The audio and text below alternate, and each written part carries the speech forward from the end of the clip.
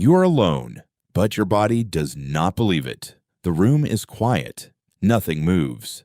So why do you suddenly feel watched?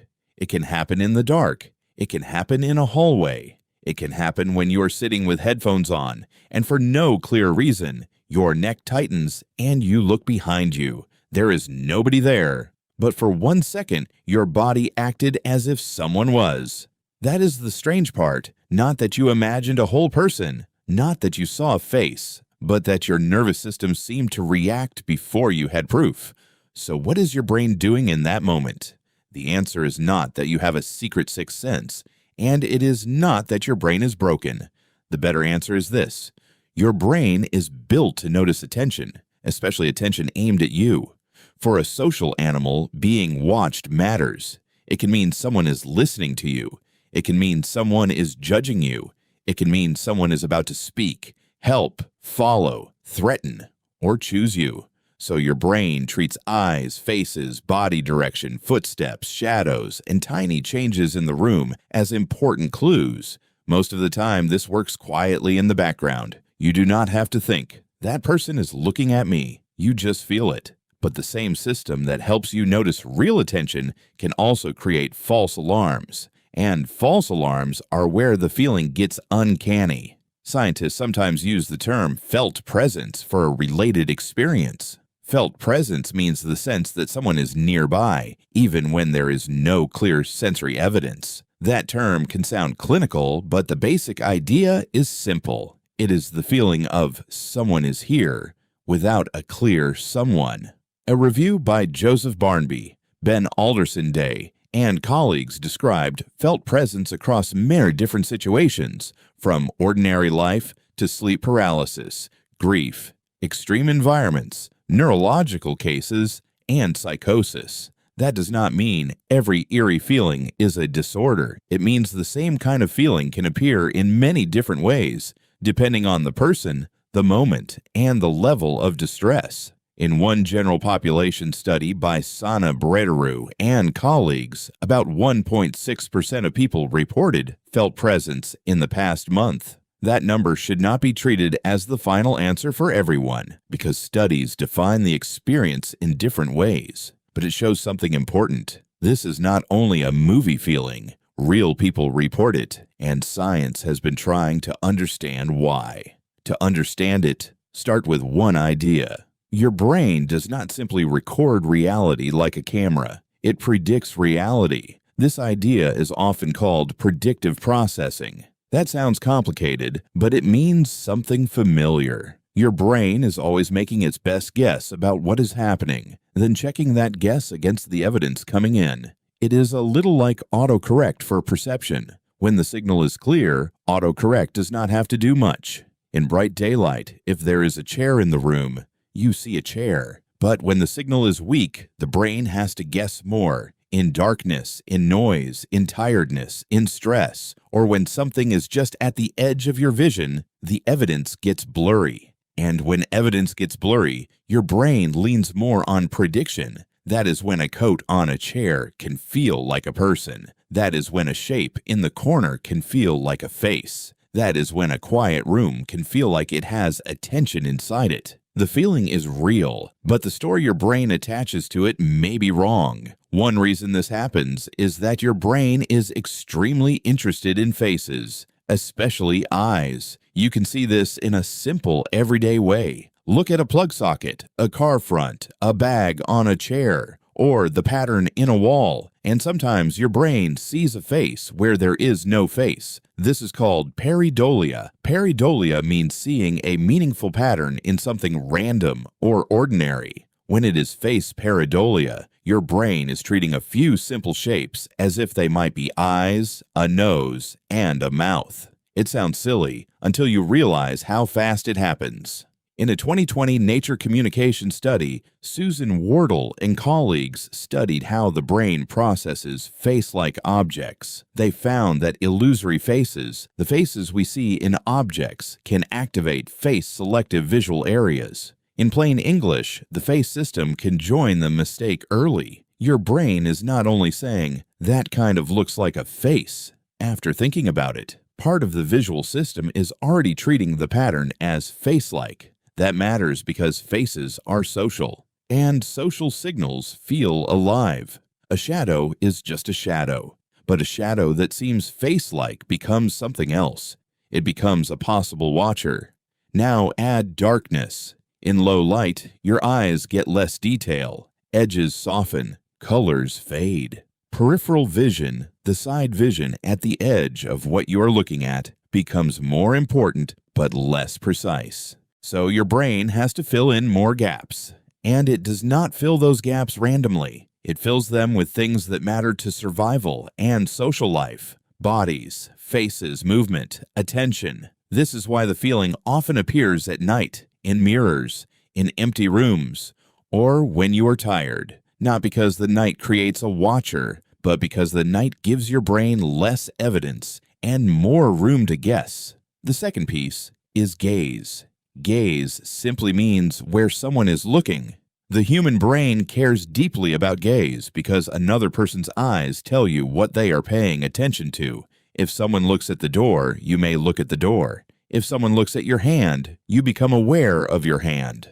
If someone looks straight at you, your whole body may change a little. Researchers call this the eye contact effect. Atsushi Senju and Mark Johnson described how perceived eye contact can change attention, memory, body arousal, and social processing. Again, the simple version is this. Being looked at is not neutral. Your brain treats it as a social event. There is also evidence that gaze pulls attention. If a face on a screen looks left, people often become faster at noticing things on the left. Eyes act like arrows, but they are not ordinary arrows. They are arrows with a mind behind them.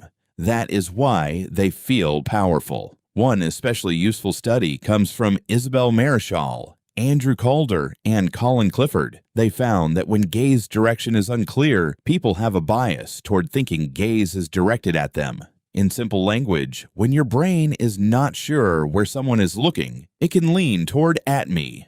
That makes sense. If a real person is looking at you, it may matter. If they are not, you only made a small mistake. So the brain sometimes chooses the safer error. It would rather make a false alarm than miss a watcher. This is one of the best ways to understand the watched feeling. Low signal means more guesswork. Social signal means more urgency. And possible gaze means your body pays attention. But what about the feeling that someone is behind you? That is where the body map comes in. Your brain keeps a map of your body. Not a literal map like paper, but a living sense of where your body is, what it is doing, and what sensations belong to you. Most of the time, this map is smooth. You move your arm and the brain knows you moved it. You touch your shoulder and the brain knows the touch came from you. But if that body map gets confused, a sensation can feel external. It can feel like it belongs to someone else. In 2006, Shahar Arzi, Olaf Blankse, and colleagues reported a famous case in Nature during medical brain stimulation in a patient being evaluated for epilepsy surgery.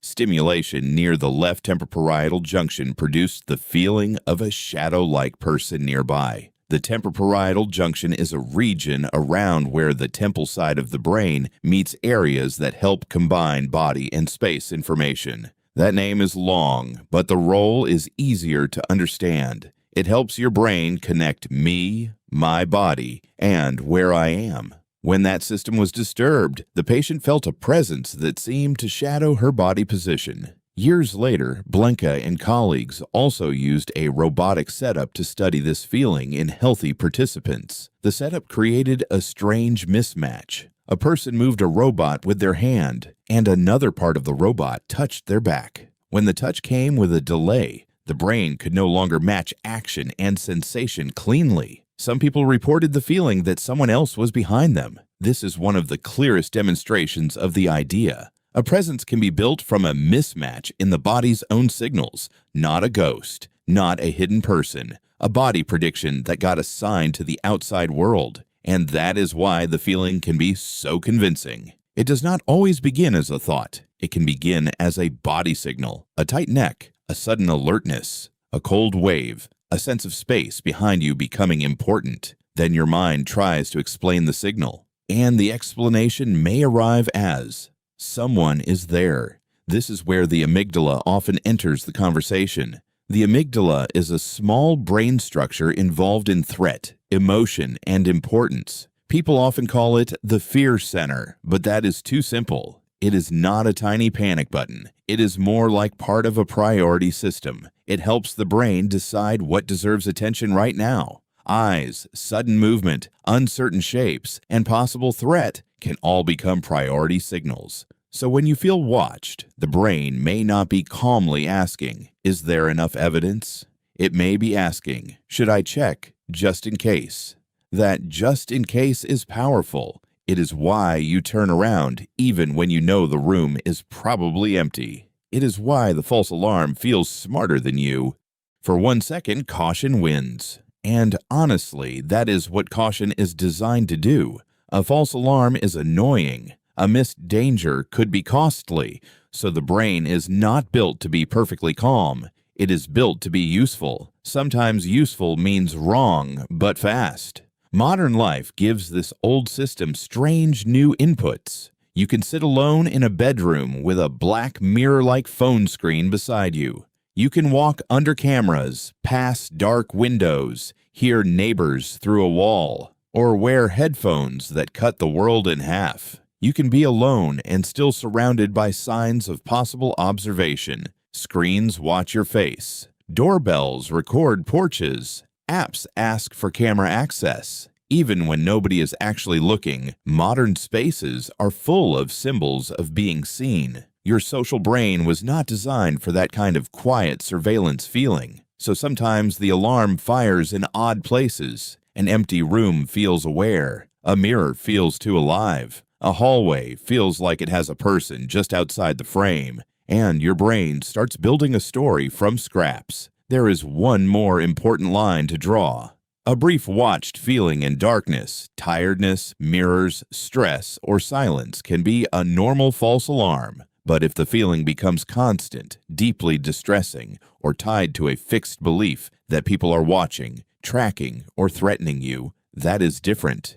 The same is true if it comes with hearing or seeing things others do not, feeling detached from reality, or being unable to live normally because of it. At that point, it is not just an interesting brain glitch. It deserves real support from a qualified professional. That does not make the person weak. It means the alarm system may be stuck on high. For this video, the key point is not to dismiss the feeling. The key point is to understand it. Your body can react to a guess. Your visual system can see a face in almost nothing. Your gaze system can treat uncertain attention as self-directed. Your threat system can give possible danger priority. And your body map can sometimes misplace a signal, making your own sensation feel like someone else's presence. All of these can meet in one ordinary moment. A dark room, a quiet hallway, a shape at the edge of vision, a tired brain, a body that suddenly says,